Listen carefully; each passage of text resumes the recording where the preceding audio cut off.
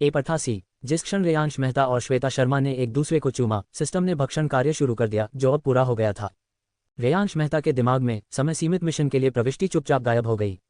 इसके स्थान पर 3 उदार पुरस्कार थे। पहला, उसके पूरे शरीर में 50 गुण बिंदुओं का विस्फोट एक स्पष्ट ऊर्जा में परिवर्तित हो गया जो उसमें प्रवाहित हो गई। उसकी कोशिकाएं तुरंत पुनर्गठित हो गईं और उसकी दिव्य अनुभूति पहले से कहीं अधिक स्पष्ट हो गई।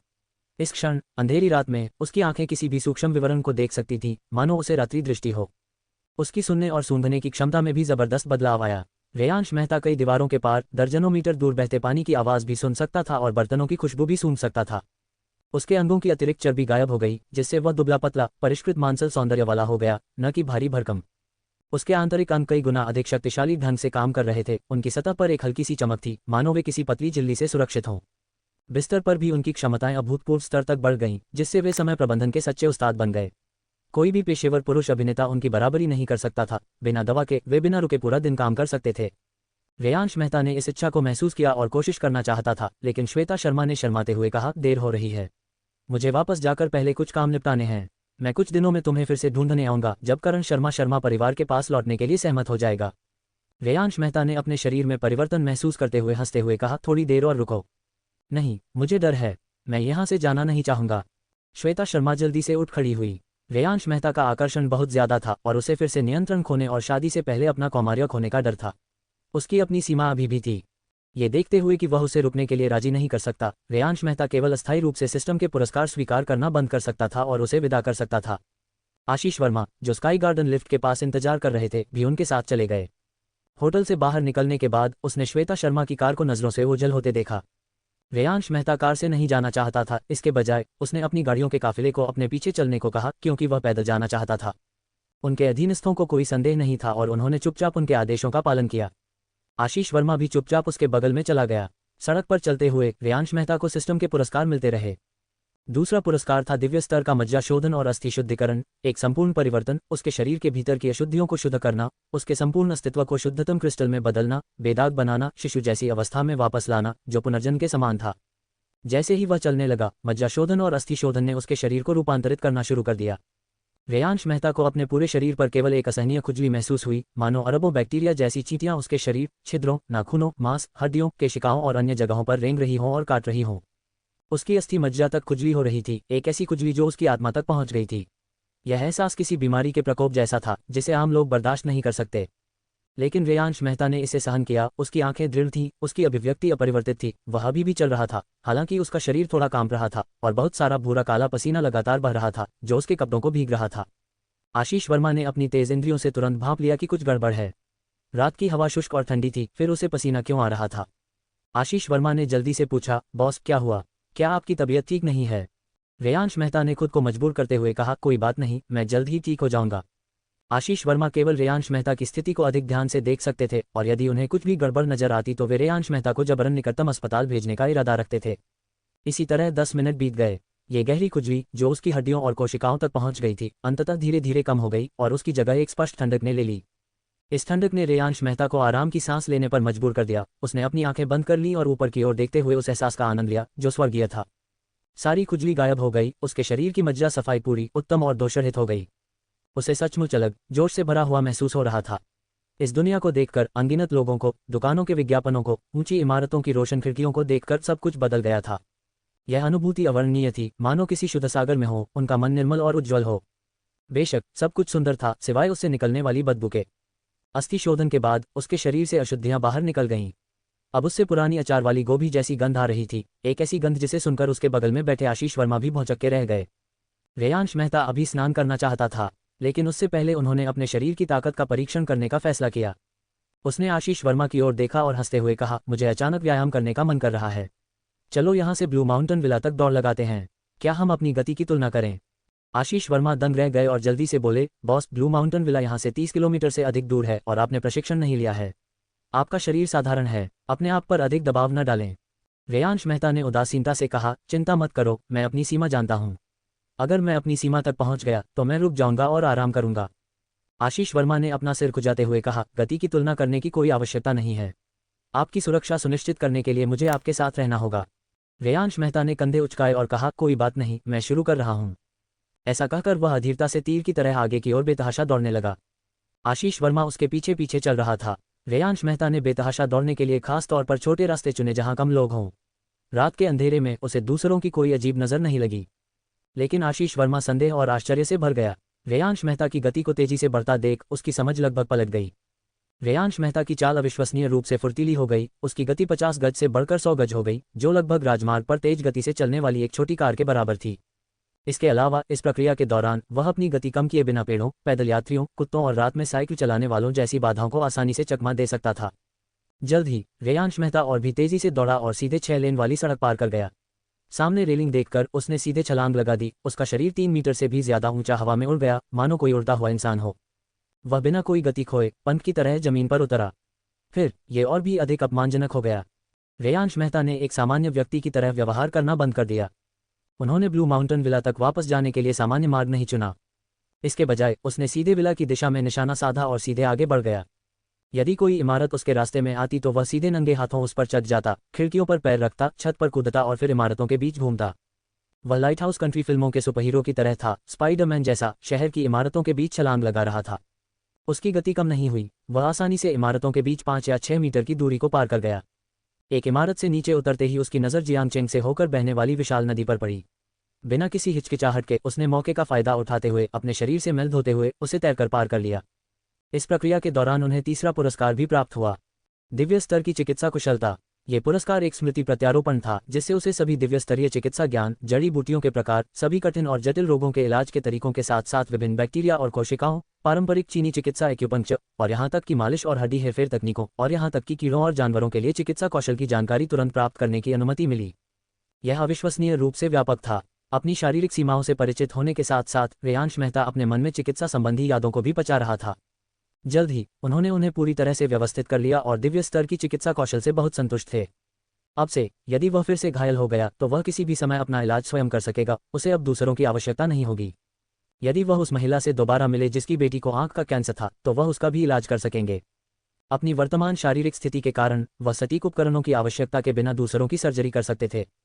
जोड़ दिव्य स्तर की मार्शल आर्ट प्रतिभा के साथ रेयांश मेहता को ड्रैगन राजा से निपटने में और भी अधिक आत्मविश्वास था। वह कई चीजें करने में सक्षम था जो वह पहले नहीं कर सकता था। जब उसने एकीकरण का काम पूरा किया तो उसने अपना महंगा टॉप उतार दिया था और नदी में स्वतंत्रतापूर्वक तैर रहा था। उसकी तैरने की गति भी बेजोड़ थी, मछली जितनी तेज। यदि वह अपने शरीर से अशुद्धियों को धोने की इच्छा न रखता तो वह और भी तेज हो सकता था। बिगमा पूरे रास्ते उसके पीछे पीछे चले। उनका आश्चर्य स्पष्ट था। बिगमा को यह स्वीकार करना कठिन लगा कि रेयांश मेहता की गति अचानक इतनी तेज हो गई थी। उसे उसके साथ बने रहने के लिए अपनी पूरी ताकत लगानी पड़ी। यह अविश्वसनीय था। उसके शरीर को बचपन से ही इतनी गति प्राप्त करने के लिए प्रशिक्षित किया गया था, फिर भी रेयांश मेहता इतना शक्तिशाली था। क्या ये कोई महान प्रतिभा हो सकती है? विभिन्न बाधाओं से गुजरते हुए वह बाजीक्वान तकनीकों का उपयोग किए बिना वर्तमान रेयांश मेहता के समान तेज था। ये प्रतिभा के अलावा और क्या हो सकता है? बिगमा, जो नदी में कूद गए थे, को अचानक कुछ याद आया। उस समय उनके चेहरे पर अभूतपूर्व खेद था। यदि रेयांश मेहता ने छोटी उम्र से ही मार्शल आर्ट का अभ्यास किया होता तो वह बहुत पहले ही मार्शल आर्ट में महारत हासिल कर चुका होता। वह उसके पीछे पीछे नदी के दूसरी ओर तैरकर गया, किनारे पर पहुंचा और रेयांश मेहता की मांसपेशियों की उत्तम मजबूत रेखाओं को देखकर प्रशंसा से भर गया। बॉस, मैं अंधा था और मैंने आपको कम आंका था। आपका शरीर असाधारण रूप से अच्छा है। यहाँ तक कि जो व्यक्ति पूरी लगन से प्रशिक्षण लेता है वह भी इन मांसपेशियों को विकसित करने में सक्षम नहीं हो सकता है। हर कोई अलग अलग दिशाओं में प्रशिक्षण लेता है। हमारा बाजीक्वान पहाड़ हिला देने वाली ताकत पर जोर देता है, इसलिए हम थोड़े बड़े हैं।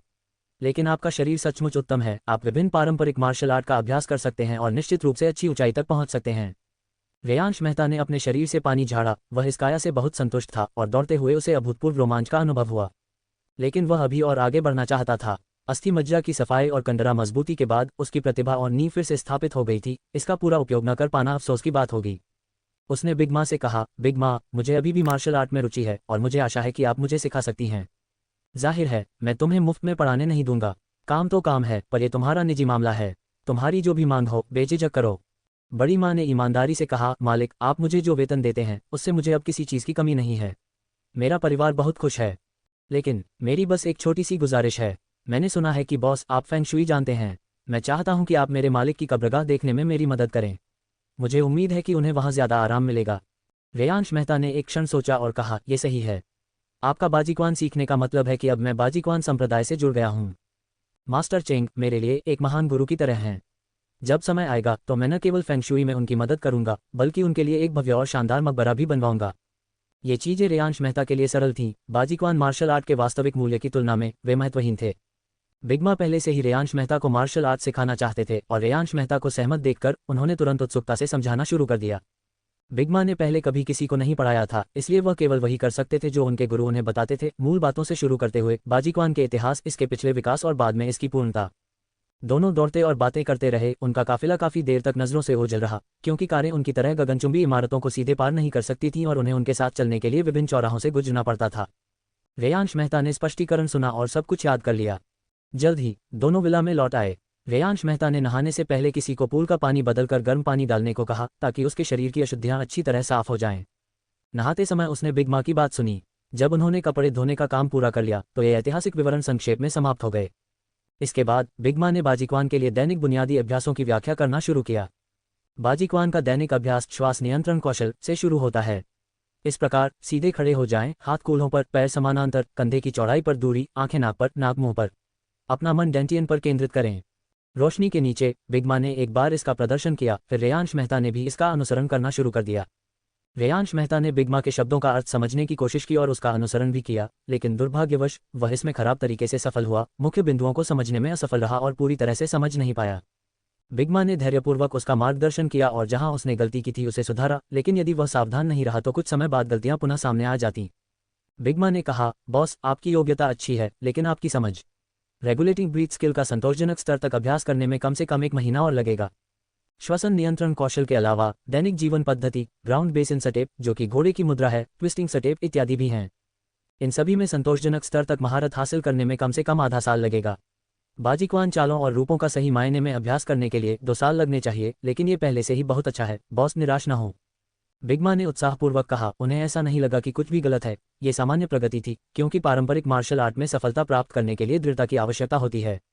लेकिन रेयांश मेहता बहुत असंतुष्ट था। यह अभी भी बहुत लंबा था और उसके पास समय नहीं था। मज्जा शुद्धि और कंडरा सुदृढ़ीकरण के बाद जो परिवर्तन हुआ वह था मार्शल आर्ट की निचली सीमा, जबकि समझ ने ऊपरी सीमा निर्धारित की। यह एक शक्तिशाली शरीर वाले विशालकाय व्यक्ति की तरह था, जिसमें एनबीए के भौतिक गुण थे, लेकिन बास्केटबॉल का अभ्यास करते समय बुनियादी ड्रिबलिंग और फुटवर्क को भी सामान्य स्तर तक पहुंचने में आधा साल लग जाता था। बिल्कुल असहाय। इसलिए अब उसे इस प्रक्रिया को गति देने के लिए पर्याप्त समझ की आवश्यकता थी, और वह इस पहलू के बारे में चिंतित नहीं था, क्योंकि जब तक वह जियांगचेंग में ड्रैगन हॉल बलों को साफ करने का सिस्टम कार्य पूरा कर लेता, तब तक उसे दिव्य ग्रेड मार्शल आर्ट प्रतिभा प्राप्त हो जाती। इस प्रतिभा के साथ वह आसानी से एक क्लिक के साथ सभी बाजीक्वान चालों को अधिकतम करने में सक्षम होगा, उन्हें तुरंत समझ लेगा और कुछ ही समय में कई ग्रैंड मास्टर्स के क्षेत्र तक पहुंच जाएगा, जिन्होंने वर्षों तक अध्ययन किया था। इसके बावजूद वह ढिलाई नहीं बरतते थे। जब तक उनके पास समय होता, वह अभ्यास करने की योजना बनाते थे, इसे पूर्व परिचित मानते थे। अभ्यास के बाद शाम को रेयांश मेहता ने शेफ से एक शानदार भोजन तैयार करवाया और प्लानेट स्क्वाड के सभी सदस्यों को विला की छत पर इकट्ठा किया। उन्होंने उनके साथ बातचीत की, पारंपरिक मार्शल आर्ट समूह से परिचित हुए, प्रसिद्ध संप्रदायों के बारे में जाना, वर्तमान में सबसे शक्तिशाली लोग कौन हैं तथा हाल के दशकों में कौन सी किंवदंतियां उभरी हैं, आदि। रेयांश मेहता ने इन्हें कहानियों की तरह सुना, हर विवरण का आनंद लिया। भरपेट खाने पीने के बाद वह सोने चला गया। वह अगले दिन जागा। नैना सिंह ने उत्साह से उसे बताया कि अश्विन परमार ने 30,000 म्यू से ज्यादा जमीन का मूल्यांकन करने के लिए विशेषज्ञ ढूंढ लिए हैं। यह जमीन पेशेवर मूल्यांकन में पास हो चुकी है और नीचे की दलदली जमीन ज्यादा गहरी नहीं है। उन्होंने जमीन की प्रकृति बदलने के लिए अपने संबंधों का इस्तेमाल पहले ही कर लिया है। इस जमीन का इस्तेमाल निर्माण कार्यों के लिए किया जा सकता था। इसकी कीमत अनगिनत थी, कम से कम सैकड़ों अरबों में। उन्होंने भारी मुनाफा कमाया था। अब जब ये खबर लीक हो गई थी तो जियांगचेन के रियल एस्टेट जगत में हड़कंप मच गया था और कई डेवलपर्स को इस बात का इतना अफसोस हुआ कि उन्हें खून की उल्टी आने लगी। केवल 4 अरब खर्च करके उन्होंने 100 अरब से अधिक की कमाई कर ली और मेहता इंडस्ट्रीज की पूंजी में तुरंत उल्लेखनीय वृद्धि हुई और अश्विन परमार एक लोकप्रिय वस्तु बन गया था। अब वह इतना व्यस्त था कि वह सुन्न हो गया था। कई आपूर्तिकर्ता उसकी नई कंपनी में आ गए, दरवाजे बंद कर दिए, सहयोग का अनुरोध किया और अच्छे संबंध बनाने की कोशिश की। उन लोगों को अभी भी नहीं पता था कि असली बॉस रेयांश मेहता था। नैना सिंह की मुस्कान पूरी सुबह फीकी नहीं पड़ी थी। वह खुशी से बोलती रही, लगातार रेयांश मेहता की दूरदर्शिता की प्रशंसा करती रही। युवा मास्टर, आप बहुत अद्भुत हैं। इस भूमि के साथ जियांगचेन की बात तो छोड़िए, पूरे नवरंग प्रांत में भी हमारा मेहता इंडस्ट्रीज शीर्ष कुछ में शुमार हो सकता है। यही तो बूढ़े गुरु की हमेशा से इच्छा थी, लेकिन उन्होंने अपनी मृत्यु से पहले इसे पूरा नहीं किया। अब ये तुम्हारे हाथों में फल फूल रहा है। अगर उन्हें परलोक में इसके बारे में पता चलेगा तो वे जरूर खुशी से मुस्कुराएंगे। रेयांश मेहता हल्के से मुस्कुराया, बिना किसी परेशानी के, क्योंकि यह कुछ ऐसा था जिसका उसे लंबे समय से इंतजार था। मूल कृति में करण शर्मा ने इस भूमि पर भरोसा करके ऊंची उड़ान भरी, जल्दी ही सोने का पहला भंडार इकट्ठा किया और एक व्यापारिक साम्राज्य का प्रारूप तैयार किया। और ये लाभ अब उसका था।